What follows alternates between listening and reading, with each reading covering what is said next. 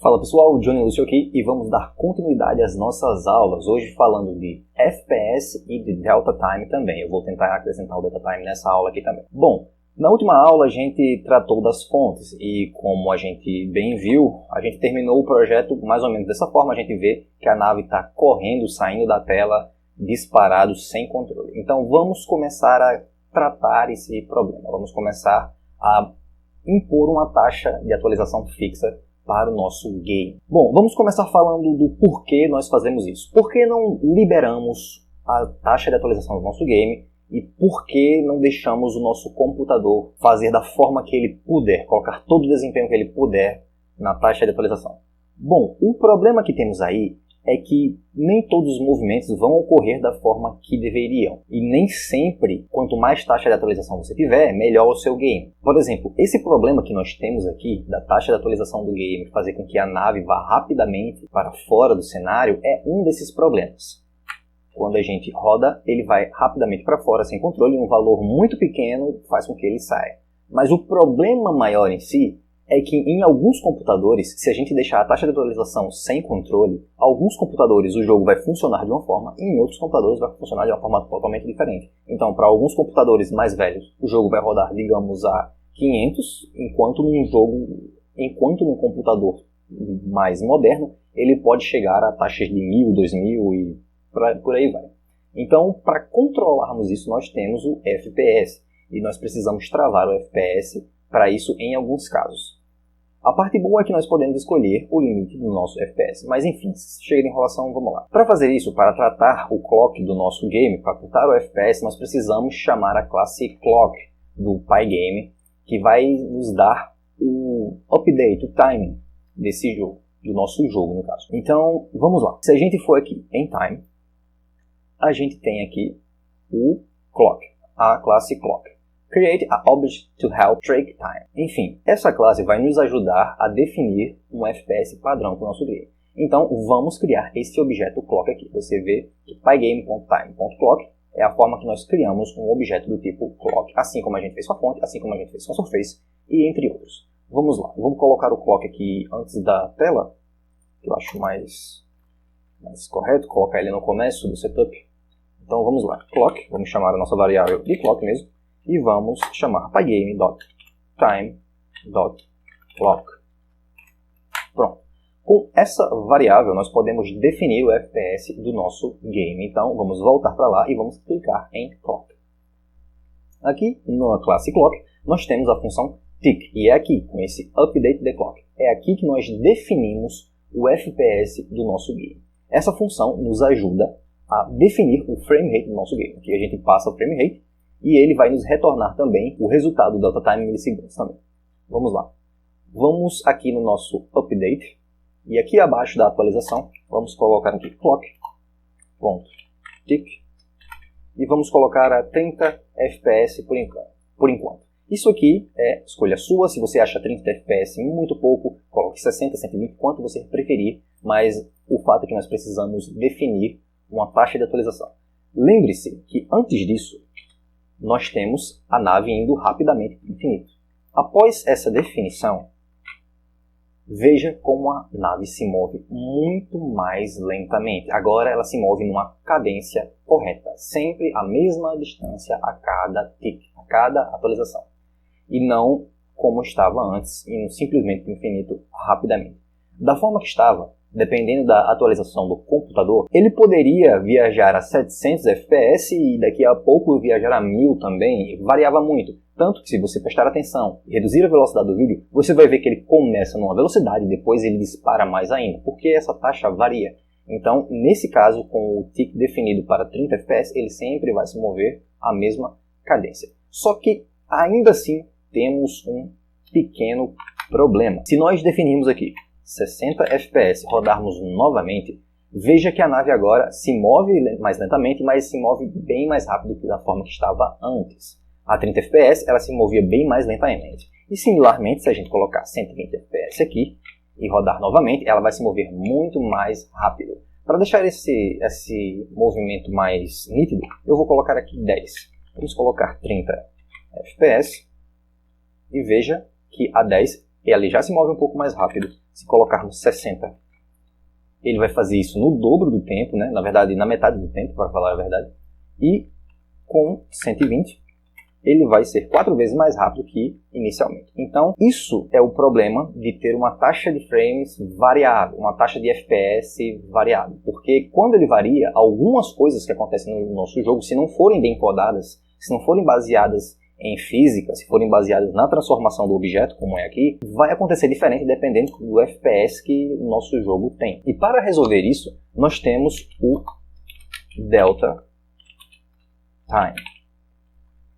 O delta time ele é um valor gerado a partir de cada valor de frame rate que a gente passa para o nosso jogo. E gerando esse valor, nós podemos controlar para que a velocidade sempre seja a mesma, independentemente da quantidade de frame rate que o seu jogo tem. Independente se ele é 60, se ele é 120, se ele é 30, esse movimento vai ocorrer na mesma velocidade.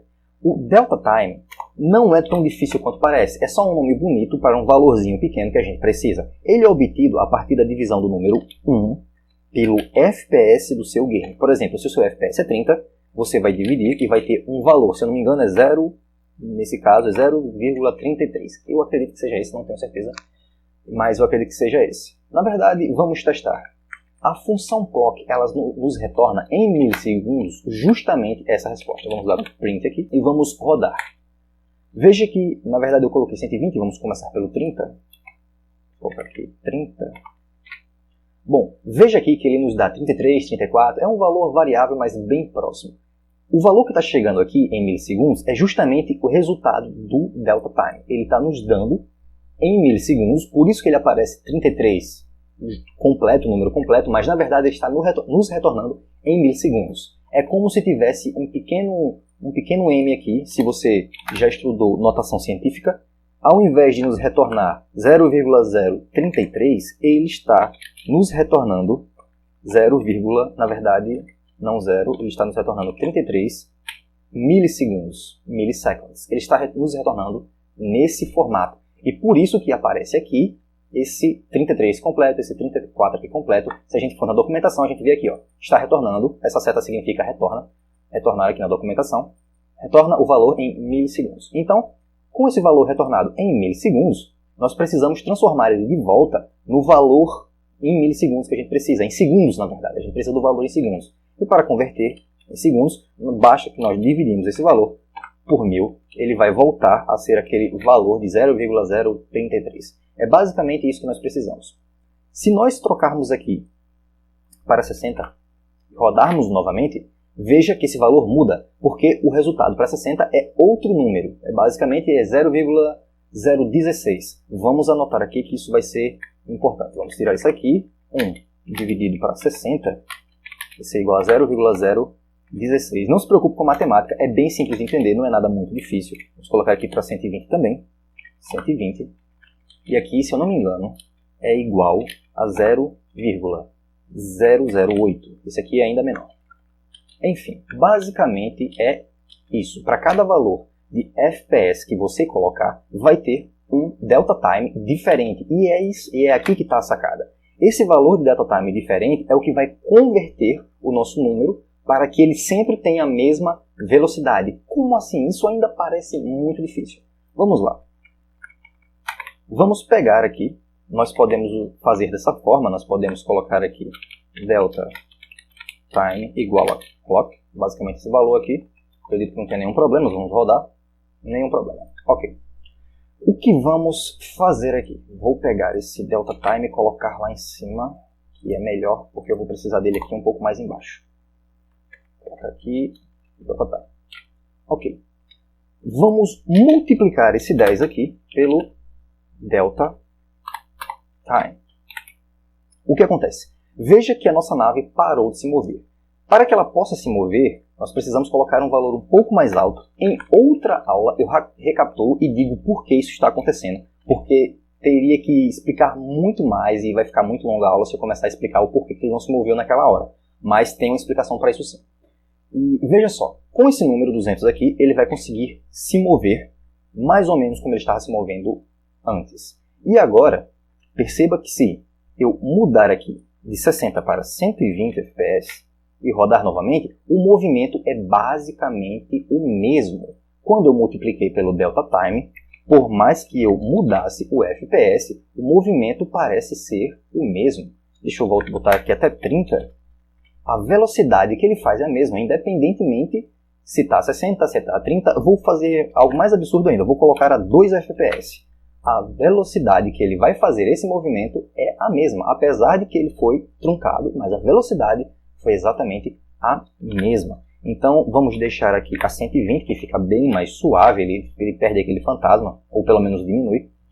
E vamos entender o porquê isso acontece. O que está acontecendo é que basicamente nós estamos dando um valor para ele do movimento. Isso aqui é a quantidade de pixels que ele se moveria. Vamos facilitar, vamos colocar 10. O que está acontecendo aqui? O que está acontecendo aqui é que ele se move 10 pixels a cada segundo pela taxa de atualização. E quando isso acontece, quando nós não temos o delta time, nós multiplicamos o movimento simplesmente pelo FPS. Se o jogo está a 30 FPS e a cada FPS ele se move 10 segundos, o que acontece é que ele se move 300 pixels quando está a 30 FPS, se move 600 quando ele está a 60 FPS e se move 1200, na verdade, se move 1200 pixels quando, na verdade 120, ele se move 1200 pixels quando não temos o controle do delta time. Porém, quando colocamos o delta time no cálculo, nós temos esses valores aqui, multiplicando cada um deles. Vamos lá. Multiplicando, não, aqui é 16. E aqui, vamos lá, multiplicando 0,008. Antes, o resultado de cada cálculo desse era basicamente 10 vezes o frame rate, e isso fazia com que os movimentos ficassem completamente descontrolados. O frame rate estava controlado, mas o movimento ia depender de qual o FPS do seu jogo. Mas nesse caso aqui, o que nós temos? Nós temos que esse cálculo aqui resolve sempre dando 1. Se você calcular isso na sua calculadora, você vai ver que, deixa eu ver aqui, tá, vamos lá, vamos pegar aqui, se você pegar e multiplicar 30 pelo 0,033, você vai ter 1. 0,99 é 1. Na matemática, isso aqui é literalmente 1. E é similar com os outros valores. Se você colocar aqui 60 vezes 0,016, vai dar basicamente o mesmo valor. Ele vai dar um valor aproximado, mas basicamente isso aqui normaliza, deixando sempre em 1 o valor, fazendo com que ele sempre fique igual ou parecido. Vamos lá. Com 120, se você multiplica 120 por 0,008, você vai ter novamente esse valor aproximado, que vai dar perto de 1 ou mais ou menos. Então, é basicamente isso. Isso não vai acontecer mais. Esse valor aqui, esse valor, vai sempre resultar em 1.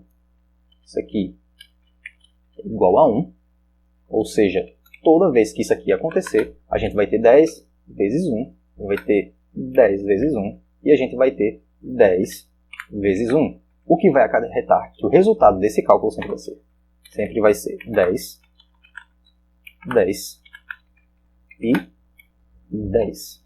Então, independentemente do frame rate do seu jogo, se o delta time estiver calculado, ele sempre vai nos retornar a mesma velocidade para todos eles. Então, vou botar aqui novamente 200, vai estar sempre gerando a velocidade para 200, quase sempre vai estar dando 200, 199, muito próximo disso.